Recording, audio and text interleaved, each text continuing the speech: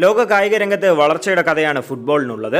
2006 32 ടീമുകൾ പങ്കെടുത്ത ഫിഫ ലോകകപ്പ് 2026 48 ടീമുകളായി വികസിക്കാൻ ഒരുങ്ങുമ്പോൾ ക്രിക്കറ്റിന്റെ ചിത്രം നേരെ വിപരീതമാണ്.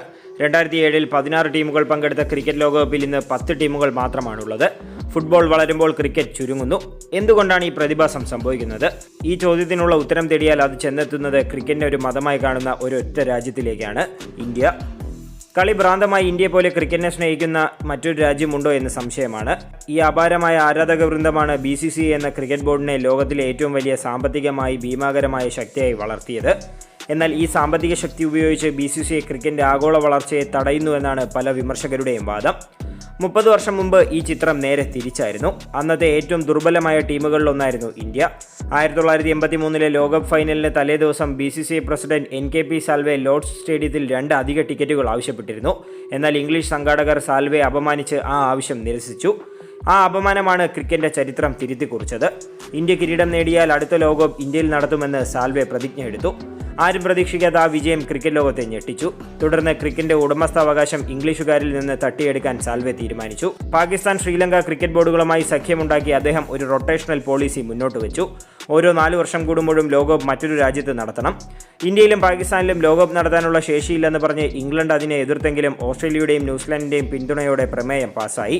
ധീരുഭായ് അംബാനിയുടെ സാമ്പത്തിക സഹായത്തോടെ 1987 ലോകകപ്പിന് ഇന്ത്യയും പാകിസ്ഥാനും സംയുക്തമായി ആതിഥേയത്വം വഹിച്ചു. 1991 ഇന്ത്യൻ സാമ്പത്തിക ഉദാരവൽക്കരണമാണ് BCCIയുടെ വളർച്ചയിലെ ഏറ്റവും വലിയ വഴിത്തിരിവായത്. സാറ്റലൈറ്റ് ടെലിവിഷന്റെ വരവോടെ വിദേശ കമ്പനികൾക്ക് തങ്ങളുടെ ഉൽപ്പന്നങ്ങൾ ഇന്ത്യയിൽ വിറ്റഴിക്കാനുള്ള സാധ്യത തുറന്നു. ഇതിന് ഏറ്റവും മികച്ച മാർഗം ക്രിക്കറ്റ് മത്സരങ്ങളുടെ സംപ്രേഷണമായിരുന്നു. 1991 ദക്ഷിണാഫ്രിക്കയുടെ ഇന്ത്യൻ പര്യടനത്തിന് സംപ്രേഷണാവകാശം വെറും $2 ലക്ഷം വിറ്റ് BCCIയുടെ അന്നത്തെ അഡ്മിനിസ്ട്രേറ്ററായിരുന്ന ജഗ്മോഹൻ ദാൽമിയ വലിയൊരു സാധ്യത തിരിച്ചറിഞ്ഞു. അധികം വൈകാതെ ഈ മൂല്യം കുതിച്ചുയർന്നു. 1993 ഇംഗ്ലണ്ടിന്റെ ഇന്ത്യൻ പര്യടനത്തിന്റെ അവകാശം $6 ലക്ഷം വിറ്റ BCCI ഏതാനും വർഷങ്ങൾക്കുള്ളിൽ ദൂരദർശനുമായി 5 വർഷത്തേക്ക് $54 മില്യൺ കരാറുണ്ടാക്കി. ഇതോടെ BCCI ലോകത്തിലെ ഏറ്റവും സമ്പന്നമായ ക്രിക്കറ്റ് ബോർഡായി മാറി. പണം വന്നപ്പോൾ അധികാരം ഉപയോഗിക്കാനുള്ള തന്ത്രങ്ങൾ BCCI പഠിച്ചു. ഇംഗ്ലണ്ടിനെ മറികടന്ന് ഉയർന്ന തുക വാഗ്ദാനം ചെയ്ത് 1996 ലോകകപ്പിന് ഇന്ത്യ ആതിഥേയത്വം വഹിച്ചു. പിന്നീട് ICCയുടെ വരുമാനത്തിന്റെ സിംഹഭാഗവും ഇന്ത്യ, ഇംഗ്ലണ്ട്, ഓസ്ട്രേലിയ എന്നീ 3 ബോർഡുകൾ പങ്കിടാൻ തീരുമാനിച്ചു. ഇത് മറ്റു രാജ്യങ്ങളെ സാമ്പത്തികമായി ദുർബലരാക്കി. ഇന്ന് ക്രിക്കറ്റിന്റെ ആഗോള വളർച്ചയ്ക്ക് ഏറ്റവും വലിയ ഭീഷണിയായി നിൽക്കുന്നത് IPL എന്ന BCCIയുടെ ഉൽപ്പന്നമാണ്. $15 ബില്യൺ മൂല്യമുള്ള IPL ലോകത്തിലെ രണ്ടാമത്തെ ഏറ്റവും സമ്പന്നമായ സ്പോർട്സ് ലീഗാണ്. എന്നാൽ മറ്റ് രാജ്യങ്ങളിലെ T20 ലീഗുകളിൽ ഇന്ത്യൻ കളിക്കാർക്ക് കളിക്കാൻ അനുമതി നൽകാത്തതിലൂടെ BCCI തങ്ങളുടെ ആധിപത്യം ഉറപ്പിക്കുന്നു. ലോകമെമ്പാടും വലിയ ആരാധകരുള്ള ഇന്ത്യൻ താരങ്ങൾ മറ്റു ലീഗുകളിൽ കളിക്കാത്തത് അവയുടെ സാമ്പത്തിക മൂല്യം വർദ്ധിപ്പിക്കാൻ തടസ്സമാകുന്നു. തന്മൂലം മറ്റ് രാജ്യങ്ങളിലെ ക്രിക്കറ്റ് ബോർഡുകൾ സാമ്പത്തികമായി ഇന്ത്യയെ ആശ്രയിക്കാൻ നിർബന്ധിതരാകുന്നു.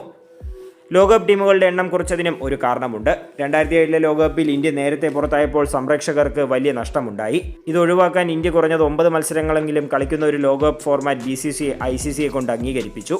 രാജ്യത്തിന്റെ വിജയമല്ല, മറിച്ച് പണം മാത്രമാണ് ലക്ഷ്യമെന്ന് ഇത് തെളിയിക്കുന്നു. ഇന്ത്യൻ ക്രിക്കറ്റിന്റെ ഈ അവസ്ഥയ്ക്ക് മറ്റൊരു കാരണം കൂടിയുണ്ട്. BCCI ഉൾപ്പെടെയുള്ള ക്രിക്കറ്റ് അസോസിയേഷനുകൾ ഭരിക്കുന്നത് മുൻ കളിക്കാരല്ല, മറിച്ച് രാഷ്ട്രീയക്കാരും വ്യവസായികളുമാണ്.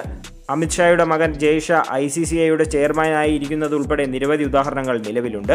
ഇത്തരം കുടുംബാധിപത്യം കാരണം ക്രിക്കറ്റിന്റെ യഥാർത്ഥ വികസനത്തിന് വേണ്ട തീരുമാനങ്ങൾ എടുക്കാൻ കഴിയുന്നില്ല.